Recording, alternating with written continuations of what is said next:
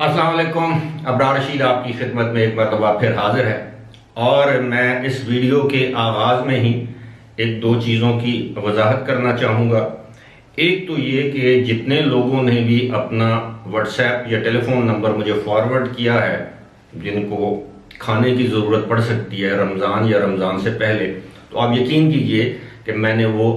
Number جو ہیں آپ کے نام، جگہ اور نمبر جو ہیں وہ میں نے آگے فارورڈ کر دیے ہیں. اسی طرح جو خاتون تھیں مسز سیما، جو کہ سرطان یعنی کینسر کی پیشنٹ تھیں، ان کا نمبر بھی میں نے 2-3 ویڈیوز کی ڈسکرپشن باکس میں دے دیا تھا کہ آپ جانچ پڑتال کرنے کے بعد اگر آپ مناسب سمجھے تو آپ ان کی مدد کر سکتے ہیں. اب معاملہ یہ ہے کہ بہت سے لوگ میرے ساتھ رابطہ کر رہے ہیں، وہ یہ کہتے ہیں جی کہ ان کے پاس پیسے ختم ہو گئے ہیں، انہوں نے قرض دینا ہے، انہوں نے گھر کا کرایہ دینا ہے، کسی اور معاملے میں ان لوگوں کا کچھ قرض دینا ہے، یا کسی نے ان کے پیسے دینے ہیں. اب لوگ مجھ سے یہ توقع کرتے ہیں کہ میں ان کی مالی مدد کروں. اب آپ مجھے یہ بتائیے کہ میں اب آپ کی کسی کی عزت نفس یا جس کو آپ سیلف رسپیکٹ یا سیلف اسٹیم کہتے ہیں، میں آپ کے نام ظاہر کر کے، آپ کے علاقے ظاہر کر کے میں قطعاً کسی کی عزت نفس کو مجروح نہیں کرنا چاہتا. لیکن ایک چیز بالکل صاف اور واضح ہے، آپ لوگ مجھ سے یہ توقع کرتے ہیں، میں پاکستان میں بیٹھا ہوں کہ جی شاید وہاں پر بہت بڑی جان پہچان والے لوگ میرے ہوں گے. اس میں کوئی شک نہیں ہے،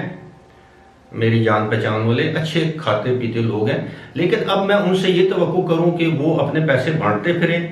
اور خاص طور پر ان لوگوں کے اوپر جو غیر قانونی طور پر یو اے ای میں مقیم ہیں، قانون کو توڑ کر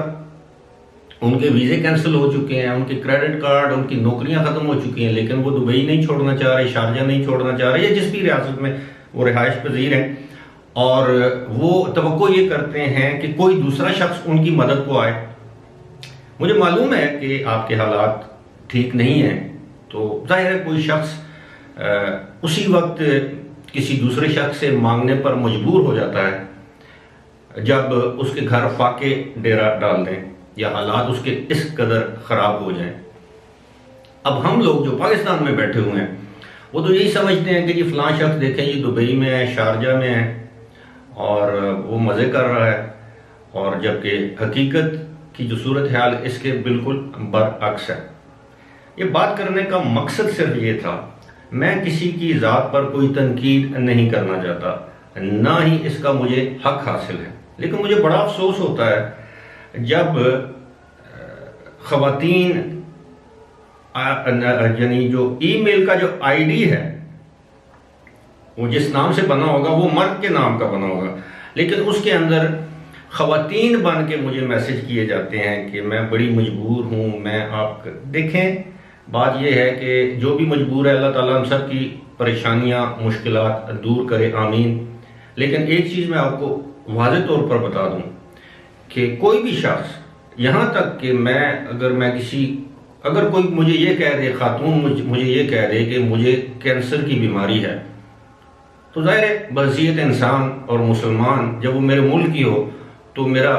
دل تو چاہے گا میں کسی نہ کسی طریقے سے ان کی کوئی مدد کر سکوں یا کسی کو ان کی مدد کے لیے تیار کر سکوں. لیکن ساتھ ہی ساتھ میں یہ اس بات کو بھی یقینی بناتا ہوں کہ جو لوگ مدد کرنا چاہیں اس طرح کے لوگوں کی، وہ پہلے جانچ پڑتال کریں، پہلے تحقیق کریں کہ واقعی ایسا ہے کہ نہیں. ابھی آپ کے علم میں ہے کہ شارجہ میں وہاں کی جو گورنمنٹ ہے اور وہاں کی جو چیریٹی آرگنائزیشن ہے، ایسوسیشن ہے، انہوں نے بہت بڑا اعلان کیا ہے آپ لوگوں کے لیے. تو بجائے اس کے کہ آپ میرے ساتھ رابطہ کرتے ہیں اور میرے ذریعے آپ کسی اور سے کوئی مالی مدد لینا چاہتے ہیں، آپ کو پتہ ہے کہ وہاں پر لوگ مالی مدد دینے سے پہلے آپ 10 مرتبہ سوچتے ہیں. البتہ اگر آپ کو خوراک وغیرہ چاہیے تو جس طرح میں نے کہا ہے آپ اپنا نمبر فارورڈ کر دیں ان علاقوں میں. اگر آپ انٹرنیشنل سٹی کے گرد و نواح میں اگر آپ موجود ہیں تو انشاءاللہ آپ کے کھانے پینے کے حوالے سے ضرور مدد کی جائے گی. لیکن اب میں جب یہ کہتا ہوں تو مجھے اجمان اور فجیرہ سے میسیجز آتے ہیں جی کہ ان کو کھانا چاہیے. اب ظاہر ہے انٹرنیشنل سٹی سے اجمان اور فجیرہ یا دیگر علاقوں میں تو لوگوں کے لیے مشکل ہوگا یہ سارا کچھ کرنا. لیکن آپ سے التماس ہے کہ آپ کونسل خانے کے ساتھ رجسٹر ہو جائیں، اور جو مختلف اتھارٹیز ہیں جس طرح دبئی پولیس ہے، شارجہ پولیس ہے، شارجہ کی چیریٹی آرگنائزیشن ہے دبئی کی، آپ ان کے ساتھ اپنے آپ کو رجسٹر کروائیں، انشاءاللہ آپ کی ہیلپ ضرور ہوگی۔ جہاں تک بات یہ رہے گی کہ پھر وہی بات ہے کہ میں کسی بھی شخص، چاہے وہ مرد ہو، خاتون ہو، بچی ہو، بزرگ ہو، کسی بھی عمر کے کوئی بھی لوگ ہوں، میں ویزے کے حوالے سے آپ کی کوئی مدد نہیں کر سکتا۔ آج بھی کم از کم 4 ای میلز ایسی آئی ہوئی ہیں جن میں مجھ سے ایک ہی سوال پوچھا گیا ہے۔ ایک صاحب ہیں، انہوں نے 13 دسمبر کو جو مجھ سے سوال پوچھا تھا گزشتہ سال، آج بھی انہوں نے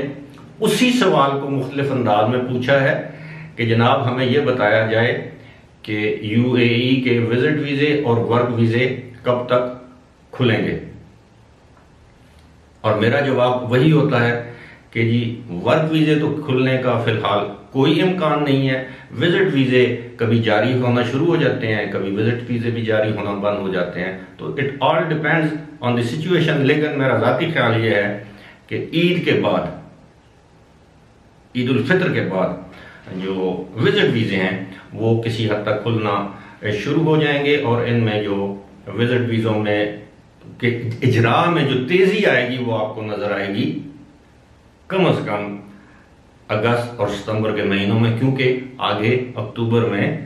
ایکسپو 2020 کا سیزن آنا ہے۔ لیکن ان دنوں ظاہر ہے جب آپ اگر وہاں کا ویزا لے کر یو اے ای میں جائیں گے بھی تو ہوٹل کی اکوموڈیشن مہنگی ہوگی، کیونکہ زیادہ اب یہ سمجھا جا رہا ہے کہ لاکھوں کی تعداد میں لوگ وہاں پر آئیں گے۔ لیکن اس ساری چیز کے پیچھے بھی ایک اور آپ جس کو کہہ سکتے ہیں نا بہت سے عوامل کار فرما ہوں گے۔ اگر یہ کووڈ کی صورتحال بہتر ہوگی تو یہ سارے معاملات درست انداز میں چلیں گے۔ میں آپ سب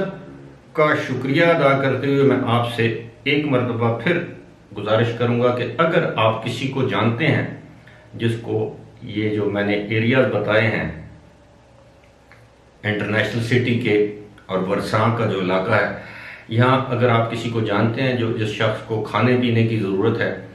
تو آپ اس کا نمبر یا اس تک میری ویڈیو پہنچا دیں، وہ میرے ساتھ شیئر کریں۔ انشاءاللہ رمضان سے پہلے ہماری کوشش ہوگی کہ اس طرح کے لوگوں کو کم از کم ایک وقت کا کھانا ان کے گھر کی دہلیز پر پہنچایا جائے، اور اگر کوئی فیملیز ہے تو ظاہر ہے پھر وہ کھانے کی کوانٹٹی زیادہ بھی کی جا سکتی ہے۔ فی الحال اسی کے ساتھ مجھے دیجیے اجازت، خدا حافظ۔